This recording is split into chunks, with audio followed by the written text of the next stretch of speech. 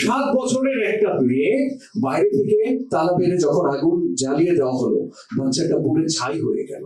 এই আগুনে আজকে পুড়ছে আমার বাংলাদেশ। এটা সেই আগুন যে আগুনে ইরাক ধ্বংস হয়ে গেছে। একটা উগ্রবাদ বাংলাদেশে জন্ম নিচ্ছে, বাংলাদেশে বিকশিত হচ্ছে, উত্থান ঘটছে। অতঃপর এরকম একটা গুজব ঢুকিয়ে দিয়ে তৌহিদি জনতার ব্যানারে এরা একটা দাঙ্গা, একটা মব সৃষ্টি করে দেয়। মব সৃষ্টি করে হিজবুত তৌহিদের 2 জন সদস্যকে তারা হত্যা করে, জবাই করে, হাত পায়ের রক কেটে দেয়। প্রশ্ন হচ্ছে, এই আগুন থেকে, এই অগ্নি সন্ত্রাস থেকে, এই মব থেকে, এই উগ্রবাদের উত্থান থেকে আমরা বাংলাদেশকে কিভাবে তাহলে রক্ষা করব? ধর্মের নামে একটা অধর্মের দিকে মানুষকে পরিচালিত করছে, দিনকে হারাম করেছে মিথ্যা ফতোয়াবাজ যারা যারা ধর্মকে বিক্রি করে। এই 2 ইসলামের মধ্যে পার্থক্য কোথায়? রাসূলুল্লাহ সাল্লাল্লাহু আলাইহি সাল্লামের যে ইসলাম, তার সাহাবীদের যে ইসলাম, আর আজকের যে ইসলাম, এই 2 ইসলামের মধ্যে আকাশ পাতাল পার্থক্য। এরা ইসলামকে এমন জায়গায় নিয়ে এসেছে এখানে মানবতা ভুলুণ্ঠিত হয় প্রতিনিয়ত। যুদ্ধ যাওয়ার আগ মুহূর্তে রাসূলুল্লাহ তার সৈনিকদেরকে বলতেন, সাবধান, কোনো খেত খামার নষ্ট করবা না, পশু পাখিকে হত্যা করবা না, কোনো গাছগাছালি নষ্ট করবা না। সবকিছু ঘটিয়ে দেওয়ার পরে তারা বলে, আমরা কিছু করি নাই, সব করছে তৌহিদি জনতা। তৌহিদি জনতার কথা বলে তারা সমস্ত অন্যায়কে ন্যায় সাব্যস্ত করে। আমরা আজকে যারা এখানে উপস্থিত হয়েছি, আমরা কোন পরিস্থিতিতে, কোন সিচুয়েশনে আমরা এখানে উপস্থিত হয়েছি, একত্রিত হয়েছি, সেই সিচুয়েশনটা, পরিস্থিতিটা আমাদেরকে উপলব্ধি করতে হবে, গভীরভাবে অনুধাবন করতে হবে। একটা প্রবল গণ অভ্যুত্থান, গণ বিপ্লবের মধ্য দিয়ে একটা সরকারের পতন ঘটেছিল আজ থেকে প্রায় 1.5 বছর আগে, 17 মাস আগে। একটা সরকার যারা জগদ্দল পাথরের মতো গোটা জাতির মাথার উপর চেপে বসেছিল দীর্ঘ 15-16 বছর, সেই সরকারের পতনের জন্য একদল তরুণ, আমাদের মতোই তরুণ, তারা ডাক দিয়েছিলেন। আমরা দেখেছি মানুষের কি অভূতপূর্ব সাড়া। মানুষ পাগলের মতো ছুটে এসেছে রাজপথে, তারা রক্ত দিয়েছে, বুলেটের সামনে 2 হাত প্রসারিত করে দাঁড়িয়ে গেছে। মানুষ জীবন দিয়েছে, রক্ত দিয়েছে, ফ্যাসিস্টের পতন ঘটেছে। ফ্যাসিস্ট পতনের পর যখন নতুন সরকার আসলো, অন্তর্বর্তীকালীন সরকার, আমরা দেখলাম মানুষ আশায় বুক বাঁধতে শুরু করেছে, মানুষ স্বপ্ন দেখতে শুরু করেছে। এবার আর অন্যায় থাকবে না, এবার মানুষের মুক্তি মিলবে, মানুষ মন খুলে কথা বলতে পারবে, মানুষের মানবাধিকার রক্ষিত হবে, ন্যায় বিচার প্রতিষ্ঠিত হবে। সরকার যখন দায়িত্ব নিল, না আমি বলবো দায়িত্ব নেওয়ার পরে না, দায়িত্ব নেওয়ার আগেই ডক্টর ইউনূস যখন বাংলাদেশের মাটিতে পা ফেললেন, তিনি এসে প্রথম ঘোষণাটা দিলেন, আজ থেকে আপনারা সাথী, মন খুলে কথা বলেন, মন খুলে কথা বলেন, কেউ আপনাদের মুখ কণ্ঠ রুদ্ধ করবে না। মানুষ আশায় বুক বাঁধল, স্বপ্ন দেখতে শুরু করলো। কিন্তু আজকে 17 মাস পরে এসে যদি আমরা মানুষের সেই স্বপ্নের কথাটা বলি, সেই স্বপ্নটা আজকে কোন অবস্থায় আছে, কতটুকু বেঁচে আছে সেই স্বপ্ন, তাহলে আমরা দীর্ঘশ্বাস ছাড়া আর কিছুই দেখতে পাবো না। মাঝখানে সময় গড়িয়েছে মাত্র 17 মাস। আমি যদি আজকে সব পরিস্থিতি নিয়ে কথা বলতে চাই, তাহলে আমাদের আলোচনা অন্যদিকে চলে যাবে।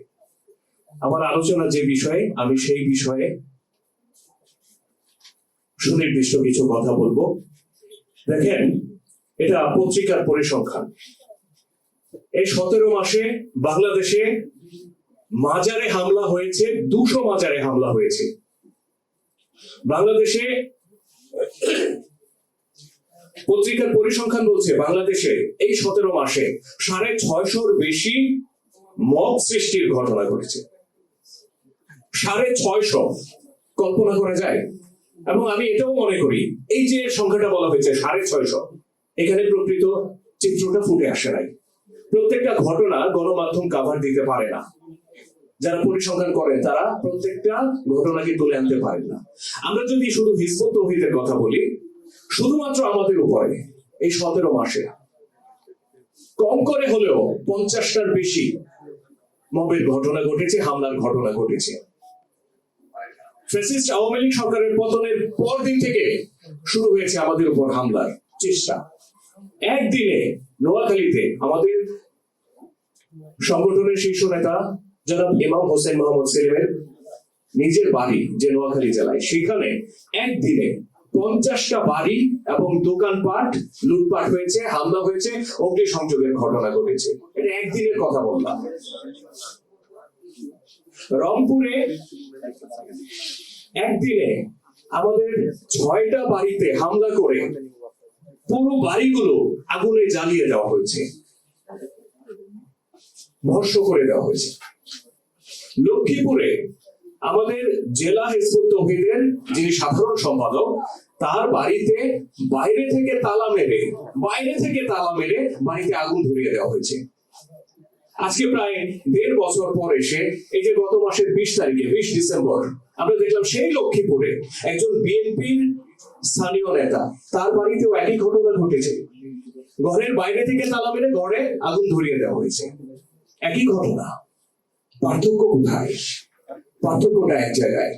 লক্ষ্মীপুরে আমাদের সাধারণ সম্পাদক যিনি, তার ঘরে কেউ ছিলেন না, আর এইখানে বিএনপি নেতার ঘরে 7 বছরের শিশু কন্যা ছিল। 7 বছরের একটা মেয়ে বাইরে থেকে তালা মেরে যখন আগুন জ্বালিয়ে দেওয়া হলো, বাচ্চাটা পুড়ে ছাই হয়ে গেল। এই বাচ্চাটা মারা যাওয়ার আগে চিৎকার করে কান্না করে বলছিল, আব্বা আমাকে বাঁচাও, বাবা আমাকে বাঁচাও। নিউজটা আমার সামনে যখন আসছে, শিরোনামটা এটা ছিল, আমি নিউজটা ক্লিক করে দেখার সাহস পাইলাম না। আপনারা বলেন, একটা 7 বছরের বাচ্চা, আগুন জ্বলছে, ঘরের ভিতরে বন্দি, সে বের হতে পারছে না, বাবা বাইরে, সে খুব চেষ্টা করছে আগুন নিভিয়ে তার সন্তানকে রক্ষা করার জন্য, কিন্তু পারতেছে না। সন্তানটা চিৎকার করে বলতেছে, বাবা আমাকে বাঁচাও। এই নিউজটা পড়া যায়, এই নিউজটা দেখা যায়, এটা সহ্য করা যায়? এই আগুনে আজকে পুড়ছে আমার বাংলাদেশ। একটা বাবার কাছে এই আগুনের যন্ত্রণা কতটুকু? জাহান্নামের আগুন কি এর চেয়ে বেশি কষ্টদায়ক হতে পারে? আমি মনে করি না যে জাহান্নামের আগুন এর চেয়ে বেশি কষ্টদায়ক হতে পারে। এবার আসেন সর্বশেষ যে ঘটনাগুলো। প্রথম আলোতে আগুন, ডেইলি স্টারে আগুন, ছায়ানটে আগুন, উদীচিতে আগুন। এটা কোন আগুন? কিসের আগুনে পড়ছে বাংলাদেশ? আমরা বলবো এটা সেই আগুন যে আগুনে ইরাক ধ্বংস হয়ে গেছে, যে আগুনে পুড়ে সিরিয়া, লিবিয়া, আফগানিস্তান পুড়ে ভস্ম হয়ে গেছে। সেই আগুন আজকে আমার বাংলাদেশের দিকে ধেয়ে আসছে। এটা আমি অনুভব করতে পারি। আপনারা কি পারেন? এটা আমরা হিজবুত তৌহিদ দেখতে পাই। এই আগুনটা বাংলাদেশকে গ্রাস করার জন্য একটা উগ্রবাদ বাংলাদেশে জন্ম নিচ্ছে, বাংলাদেশে বিকশিত হচ্ছে, উত্থান ঘটছে। এই একটা চিত্র গোটা বিশ্বের সামনে তুলে ধরা হচ্ছে, এবং সাম্রাজ্যবাদী আগ্রাসী শক্তি এই বাংলাদেশের আকাশে উড়ে আসবে, তার একটা প্রেক্ষাপট এখানে তৈরি করা হচ্ছে। এই দৃশ্যটা কি আপনারা দেখতে পান? আমরা দেখতে পাই। এখন প্রশ্ন হচ্ছে, কারা এই পরিস্থিতির সৃষ্টি করছে? এই মব সৃষ্টিগুলোর পিছনে কারা করছে, কেন করছে, কিভাবে করছে? এই কারা করছে, এই প্রশ্নের উত্তর যদি আমরা খুঁজি, আমরা শুধু এই ঘটনাগুলোর নেপথ্যে যারা আছে, নেতৃত্বে যারা আছে, ইন্ধন কারা দিচ্ছে, এদের চেহারার দিকে তাকালেই আপনারা এই প্রশ্নটার উত্তর পেয়ে যাবেন। একটু আগে আমরা ডকুমেন্টারিতে দেখাচ্ছিলাম, এরা একটা চরম উগ্রবাদী, ভিন্ন মতের প্রতি চরম অসহিষ্ণু, একটা সাম্প্রদায়িক চেতনা দ্বারা আপ্লুত একটা উগ্র গোষ্ঠী, যারা মুহূর্তের মধ্যে, যারা মানুষের ধর্মীয় সেন্টিমেন্ট নিয়ে খেলা করতে খুব পারঙ্গম। এরা কিভাবে এই মব সৃষ্টি করে? আপনারা ময়মনসিংহের ভালুকাতে যে ঘটনাটা ঘটেছে, এই ঘটনাটা দেখলে বুঝবেন। গার্মেন্টস ফ্যাক্টরিতে কর্মরত একজন হিন্দু যুবক, নাম কি, দীপু দাস, ছড়িয়ে দেওয়া হলো যে সে একটা গুজব ছড়িয়ে দেওয়া হলো। গুজবটা হচ্ছে যে সে আল্লাহ নবীকে কটূক্তি করেছে। মুহূর্তের মধ্যে শত শত মানুষ জড়ো হলো, তারা তাকে হামলা করলো, পিটিয়ে তাকে ঝুলিয়ে দেওয়া হলো গায়ের মধ্যে। সে মারা গেছে নাকি অর্ধমৃত অবস্থায় আমরা জানি না। তার গায়ের মধ্যে আগুন ধরিয়ে দেওয়া হলো। নৃশংসতা আর কি করতে পারে? পরবর্তীতে যখন তাদেরকে চাইলো যে উনি, এই লোকটা, এই যুবক যে রাসূলুল্লাহকে নিয়ে কটূক্তি করেছে তার প্রমাণ কোথায়? আজকে এত মাস হয়ে গেল কেউ কোনো প্রমাণ দিতে পারে নাই যে সত্যিকার অর্থে তিনি রাসূলুল্লাহকে নিয়ে কটূক্তি করেছিলেন। প্রত্যেকটা ঘটনাই ভাবে হয়। তারা, এই গোষ্ঠীটা, যাকে, যে ব্যক্তিকে বা যে প্রতিষ্ঠানকে বা যে দলকে টার্গেট করেন, নিজেদের শত্রু মনে করেন, নিজেদের মতের ভিন্ন মত প্রকাশকারী মনে করে, সহ্য করতে পারে না, তারা এভাবে মানুষকে টার্গেট করে। এরা ধর্মের শত্রু, এরা ইসলামের শত্রু, এরা নবীর কটূক্তিকারী, এরা রাসূলুল্লাহকে নিয়ে কটূক্তি করেছে, কোরআনকে অবমাননা করেছে, এরকম একটা গুজব তারা মানুষের মধ্যে রটিয়ে দেয়। আর মানুষের, ধর্ম বিশ্বাসী মানুষের উপর তাদের একটা বড় ধরনের নিয়ন্ত্রণ রয়েছে। তাদের চিন্তা চেতনাকে এরা সাংঘাতিকভাবে প্রভাবিত করতে পারে। অতঃপর এরকম একটা গুজব রটিয়ে দিয়ে তৌহিদি জনতার ব্যানারে এরা একটা দাঙ্গা, একটা মব সৃষ্টি করে দেয়। এই মব সৃষ্টি করে তারা ভালুকায় দীপু দাস নামে হিন্দু যুবককে হত্যা করেছে। 2016 সালে আপনারা ডকুমেন্টারিতে দেখেছেন, ঠিক একইভাবে মব সৃষ্টি করে হিজবুত তৌহিদের 2 জন সদস্যকে তারা হত্যা করে, জবাই করে, হাত পায়ের রক কেটে দেয়, শেষে গায়ে পেট্রোল ঢেলে আগুন জ্বালিয়ে দেয়। আজকে ডেইলি স্টারে সেই আগুন 2016 সালে যে আগুন জ্বলেছিল হিজবুত তৌহিদের সদস্যদের উপর, আজকে সেই আগুন ডেইলি স্টারে, সেই আগুনে পড়ছে আজকে গোটা বাংলাদেশ। প্রশ্ন হচ্ছে, এই আগুন থেকে, এই অগ্নি সন্ত্রাস থেকে, এই মব থেকে, এই উগ্রবাদের উত্থান থেকে আমরা বাংলাদেশকে কিভাবে তাহলে রক্ষা করব? এই কিভাবে রক্ষা করব, এই প্রশ্নটা যখন আসে, তখন আমরা হিজবুত তৌহিদ বলি, আমরা বলে যাচ্ছি যে এই সন্ত্রাস থেকে মানুষকে রক্ষা করতে হলে, এই মাটিকে রক্ষা করতে হলে আমাদের লাগবে একটা কাউন্টার ন্যারেটিভ, আমাদের লাগবে একটা পাল্টা আদর্শিক লড়াই, আমাদের লাগবে কাউন্টার আইডিওলজি। তারা যে আইডিওলজি দিয়ে, যে মতবাদ দিয়ে, যে মতাদর্শ দিয়ে মানুষকে বিভ্রান্ত করে বিপথগামী করছে, তার বিপরীতে সঠিক আইডিওলজি, সঠিক ন্যারেটিভ, ধর্মের সঠিক ব্যাখ্যাটা মানুষের সামনে তুলে ধরতে হবে। আপনি শক্তি প্রয়োগ করে মানুষকে এই জায়গা থেকে ব্যাক করাতে পারবেন না। কয়েকটা ঘটনা আপনি প্রতিহত করবেন। পুলিশ আজকে অসহায়ের মতো দাঁড়িয়ে থাকে, শেষে বলে যে আমরা মবের ভয়ে পুলিশের উপরেও হামলা হতে পারে, এই আশঙ্কা থেকে আমরা পুলিশ কোনো অ্যাকশনে যাই নাই প্রাথমিকভাবে, আমরা পরবর্তীতে অ্যাকশন নিয়েছি। এই হচ্ছে পুলিশের অবস্থা। তার মানে কি, শক্তি প্রয়োগ করে কোন মতাদর্শকে, কোন চিন্তা চেতনাকে আসলে নির্মূল করা সম্ভব নয়। আপনি যদি গণতান্ত্রিক আদর্শের কথা বলেন, আপনি যদি সমাজতান্ত্রিক চিন্তা ভাবনার কথা বলেন যে এগুলো দিয়ে আমরা ফেস করব, অসম্ভব। ধর্মকে আপনি গণতন্ত্র দিয়ে মোকাবেলা করতে পারবেন না। আপনি রাজনৈতিক যে প্রতিপক্ষ তাকে আপনি গণতন্ত্র দিয়ে মোকাবেলা করতে পারবেন, সমাজতন্ত্র দিয়ে মোকাবেলা করতে পারবেন।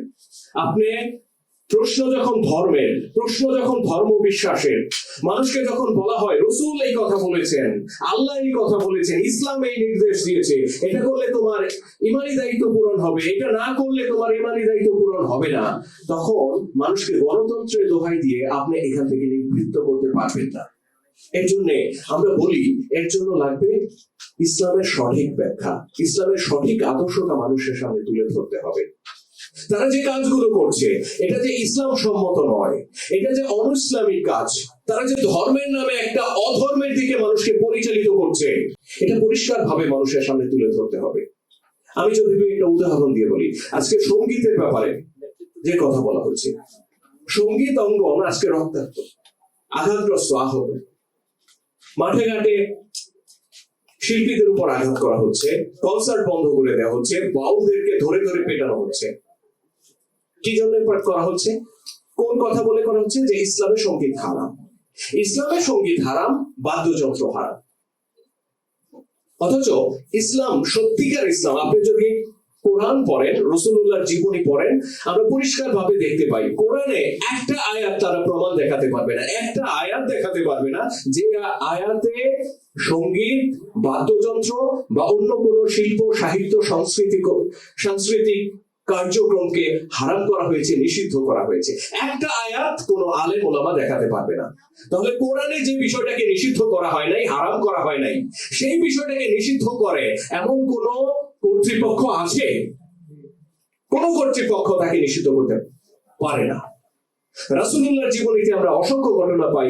রাসূলুল্লাহ নিজে সাহাবীদের মুখে গান শুনেছেন, তারা দফ বাজিয়ে গান গেয়েছেন, রাসূলুল্লাহ কোনোদিন বারণ করেননি। রাসূলুল্লাহর সামনে যদি অন্য কোনো সাহাবী নিষেধ করেন, তাহলে রাসূলুল্লাহ বলেছেন না, তাদেরকে গাইতে দাও, তাদেরকে তাদের কাজটা করতে দাও। রাসূলুল্লাহ বারণ করেননি। তাহলে সঙ্গীতকে হারাম করেছে কে? সঙ্গীতকে হারাম করেছে মিথ্যা ফতোয়াবাজ যারা ধর্মকে বিক্রি করে নিজেদের সংসার জীবন চালায়, তারা মিথ্যা ফতোয়ার মাধ্যমে সঙ্গীতকে হারাম করেছে। আজকে নারীরা যদি রাস্তায় বের হয়, কারো যদি মুখটুকু খোলা থাকে, তারা বলে বেপরদা নারী। পর্দার সংজ্ঞা তারা দিয়েছে যে একেবারে আপাদ মস্তক কালো পর্দায়, কালো বোরখা পরে বের হতে হবে, তাহলে পর্দা হবে। পর্দার এই সংজ্ঞা তারা নির্ধারণ করার কে? ইসলামের ব্যাপারে কি বলে? কোরআনের ব্যাপারে কি বলে? কোরআনে তো এই বাড়াবাড়ি নাই। কোরআনে তো সুনির্দিষ্টভাবে কিছু কথা বলা হয়েছে নারী পুরুষ উভয়ের ক্ষেত্রে। লজ্জাস্থান হেফাজত করো, বুকের উপর, মেয়েদের ক্ষেত্রে বলা হয়েছে বুকের উপর অতিরিক্ত কাপড় দাও, যেটা পুরুষের ক্ষেত্রে প্রযোজ্য নয়। পর্দার ব্যাপারে কোরআনের বিধান সুস্পষ্ট কয়েকটা আয়াতে বলে দেওয়া হয়েছে। সেখানে মুখ ঢাকতে হবে, হাত ঢাকতে হবে, এত কিছু, এত বাড়াবাড়ি তো নেই। তাহলে এই যে পর্দার নামে নারীদেরকে হেনস্থা করা হয়েছে, আমরা দেখেছি সরকার পরিবর্তনের পরপরই ঢাকা বিশ্ববিদ্যালয়ে এই ধরনের ঘটনা একাধিকবার ঘটেছে। তো এটা তো আমাদেরকে মানুষের সামনে তুলে ধরতে হবে যে ইসলামে তো এই বাড়াবাড়ি নেই। আজকে আমি যদি বলি মাজার ভাঙা, মূর্তি ভাঙার কথা, মূর্তি ভাঙা বা মন্দির ভাঙা, মাজার ভাঙা, ইসলামের ব্যাপারে কি বলে? আমি একটা ঘটনার কথা বলি। তখন মুসলিম বিশ্বের খলিফা হযরত ওমর রাদিয়াল্লাহু তাআলা আনহু, মিশর তখন ইসলামের অধীনে, মুসলিমরা সাহাবীরা মিশর জয় করেছেন। সেখানকার গভর্নর তখন আমর ইবনুল আস রাদিয়াল্লাহু তাআলা আনহু। তো উনি গভর্নর দায়িত্ব পালন করছেন। একদিন যেটা ঘটলো যে সেখানে তো অনেক খ্রিস্টান ছিল, সেখানে যিশু খ্রিস্টের একটা মূর্তি ছিল। কোন একজন অতি উৎসাহী মুসলিম সৈনিক, তিনি যিশু খ্রিস্টের মূর্তির নাকটা ভেঙে দিলেন। পরদিন এটা যখন আবিষ্কার হলো, খ্রিস্টানরা যখন এটা দেখলেন, তারা চরম বিক্ষুব্ধ, অত্যন্ত বিক্ষুব্ধ হয়ে উঠলেন। আমর ইবনুল আস জিজ্ঞেস করলেন কি হলো? এই হয়েছে। তারা বললো আমাদের যিশু খ্রিস্টের মূর্তির নাক ভেঙে দেওয়া হয়েছে, আমরা এটা বরদাস্ত করব না। আমরা এখন করব কি, এখানে মুহাম্মদের মূর্তি বানানো হবে, তার নাক ভাঙা হবে। আমর ইবনুল আস বললেন না, এটা তো হয় না, এটা হয় না। তোমরা এক কাজ করো, আমার নাক কেটে দাও। আমি তো ব্যর্থ, আমি তো তোমাদের ধর্মীয় স্বাধীনতা দিতে বা ধর্মকর্মে তোমরা পালন করবে, এখানে আমি ব্যর্থ হয়েছি, তো আমার নাক কেটে দাও। তখন যে লোকটা এই কাজটা করেছিল, তিনি দৌড়ে এসে বললেন, সরি, আমাকে মাফ করে দেন, আমি এটা করছি। আপনি বুঝেন, আপনি উপলব্ধি করতে পারেন, একটা মুসলিম শাসন প্রতিষ্ঠিত যেখানে, সেখানে ভিন্ন ধর্মাবলম্বীদেরকে কিভাবে তাদের ধর্মীয় স্বাধীনতা নিশ্চিত করা হয়েছে। আজকে মূর্তির উপর হামলা, মন্দিরে হামলা, মাজারে হামলা, তাহলে ওটা কোন ইসলাম, এটা কোন ইসলাম? এই দুই ইসলামের মধ্যে পার্থক্য কোথায়? আমরা বলি রাসূলুল্লাহ সাল্লাল্লাহু আলাইহি সাল্লামের যে ইসলাম, তার সাহাবীদের যে ইসলাম, আর আজকের যে ইসলাম, এই দুই ইসলামের মধ্যে আকাশ পাতাল পার্থক্য। রাসূলুল্লাহর ইসলাম ছিল মানবতাকে প্রতিষ্ঠা করার জন্য, আর এদের ইসলাম এমন ইসলাম, এরা ইসলামকে এমন জায়গায় নিয়ে এসেছে এখানে মানবতা ভুলুণ্ঠিত হয় প্রতিনিয়ত। রাসূলুল্লাহ এমন এক জাতি গড়ে তুলেছিলেন, এরা ছিল যোদ্ধা জাতি। অনিবার্য কারণে তারা যখন যুদ্ধে যেতেন, যুদ্ধ যাওয়ার আগ মুহূর্তে রাসূলুল্লাহ তার সৈনিকদেরকে বলতেন, সাবধান, কোনো খেত খামার নষ্ট করবা না, পশু পাখিকে হত্যা করবা না, কোনো গাছগাছালি নষ্ট করবা না, নারী শিশুদের গায়ে হাত দিবা না, বৃদ্ধদের গায়ে, যারা যুদ্ধে অ্যাটেন্ড করবে না, তোমাদের বিরুদ্ধে অস্ত্র ধারণ করবে না, তাদের গায়ে স্পর্শও করবা না। কেবল তাদের বিরুদ্ধে অস্ত্র ধারণ করবা যারা তোমাদের বিরুদ্ধে অস্ত্র চালাবে। এটা হচ্ছে যোদ্ধা, এরা ছিলেন যোদ্ধা। আর আজকে এরা রাসূলুল্লাহর সেই কথাগুলোকে বা কোরআনে যে জিহাদ করতে নির্দেশ দেওয়া হয়েছে, ইসলামের বিরুদ্ধে যারা যুদ্ধ করে তাদের বিরুদ্ধে যুদ্ধ করার যে নীতি দেওয়া হয়েছে, নিয়ম দেওয়া হয়েছে, হুকুম দেওয়া হয়েছে, সেটাকে তারা বিকৃতভাবে ব্যাখ্যা করে তারা যেটা করছে এটা একটা দাঙ্গা। রাসূলুল্লাহ যোদ্ধা জাতি তৈরি করেছিলেন, এরা তৈরি করেছে একটা দাঙ্গাবাজ, একটা ফিতনাবাজ সম্প্রদায়। এদের কাছে যোদ্ধার নীতি আছে, তারা কোনোদিন নীতির বাইরে যে একটা কাজও করবে না, কিন্তু এদের কাছে কোনো নীতি নাই। এদের কাছে নীতি নাই, এরা হই হই রই রই করে একটা ঘটনা ঘটিয়ে দেয়, মানুষের মানবাধিকার লঙ্ঘন করে, ঘর বাড়ি ধ্বংস করে দেয়, যার সাথে সে নামাজ পড়ে সেই ব্যক্তির বাড়িতে সে হামলা করে। সবকিছু ঘটিয়ে দেওয়ার পরে তারা বলে আমরা কিছু করি নাই, সব করছে তৌহিদি জনতা, সব করেছে তৌহিদি জনতা। তৌহিদি জনতার কথা বলে তারা সমস্ত অন্যায়কে ন্যায় সাব্যস্ত করে, সমস্ত অবৈধ কাজকে বৈধতা দিয়ে দেয়। এই যে রাসূলুল্লাহর ইসলাম আর আজকের এই বিকৃত চর্চা, এই দুইয়ের মধ্যে পার্থক্যটা মানুষের সামনে স্পষ্ট ভাবে তুলে ধরতে হবে। আমরা যদি এই কাজটা করতে পারি তাহলে মানুষ এই সত্যিকার ইসলাম আর বিকৃত চর্চার মধ্যে পার্থক্যটা তারা বুঝতে পারবে। আমরা হিজবুত তৌহিদ গত 30 বছর ধরে এই কাজটা করে আসছি। আজকে আমাদের হিজবুত তৌহিদের ছাত্র উইং, ছাত্র ফোরাম তারা কাজ করছে, কিন্তু আমরা মনে করি আমাদের একার কাজ, এত বড় অপশক্তিকে রুখে দেওয়ার জন্য আমাদের একার চেষ্টা, একার লড়াই যথেষ্ট হয়। আমরা এটা যথেষ্ট মনে করি না বলেই আজকে আপনাদের সাথে বসেছি। আপনারা যারা তরুণ সমাজ আছেন, আপনাদের সাথে বসেছি। এই যে তারুণ্যের শক্তি, এই তারুণ্যের শক্তি কি না করতে পারে। এদেশে ব্রিটিশ বিরোধী আন্দোলন থেকে শুরু করে সর্বশেষ 24-এর গণ অভ্যুত্থান পর্যন্ত এদেশে যত সংগ্রাম হয়েছে, যত আন্দোলন হয়েছে, যত বিপ্লব হয়েছে, প্রত্যেকটা বিপ্লবের সংগ্রামে এই তারুণ্য শক্তি নেতৃত্ব দিয়েছে, আত্মত্যাগ করেছে, রক্ত দিয়েছে, জীবন দিয়েছে। এটা করে তারা মানুষকে মুক্তির চেষ্টা করেছে, মুক্তি দেওয়ার চেষ্টা করেছে। কিন্তু প্রত্যেকটা বিপ্লবের পর আমরা দেখেছি তাদের সেই যে বিপ্লবের চেষ্টা ছিল, যে স্বপ্ন ছিল, সেই স্বপ্ন কিন্তু বাস্তবায়ন হয় নাই, পূরণ হয় নাই। এই তারুণ্য শক্তিকে পরবর্তীতে অপরাজনীতির হাতিয়ার হিসেবে ব্যবহার করা হয়েছে, ক্ষমতায় যাওয়ার সিঁড়ি হিসেবে তাদেরকে ব্যবহার করা হয়েছে। তারুণ্য শক্তি আদর্শ পায় নাই, সঠিক লক্ষ্য পায় নাই। আজকে সেই তারুণ্য শক্তিকে আমরা দেখছি উগ্রবাদী কর্মকাণ্ডেও ব্যবহার করা হচ্ছে। যারা এই মব সন্ত্রাস সৃষ্টি করছে তাদের একটা বিরাট সংখ্যা, বিরাট অংশ আপনারা যদি দেখবেন এই তরুণদেরকে সেখানে ব্যবহার করা হচ্ছে। অনলাইনে, অফলাইনে এই উগ্রবাদের পক্ষে সাফাই গাওয়া, হ্যাঁ, এবং একটা পরিস্থিতি তৈরি করা, এখানেও তরুণদেরকে ব্যবহার করা হচ্ছে। আমরা আজকে যারা এখানে তারুণ্যের শক্তি আছেন, আপনাদেরকে অনুরোধ করব, আসেন আমরা আমাদের এই তারুণ্য শক্তিকে উগ্রবাদের নয়, উগ্রবাদের বিরুদ্ধে যে আদর্শিক লড়াই, যে আদর্শিক সংগ্রাম, আসেন আমরা সেই সংগ্রামে আমরা আমাদের এই তারুণ্য শক্তিকে ব্যবহার করি।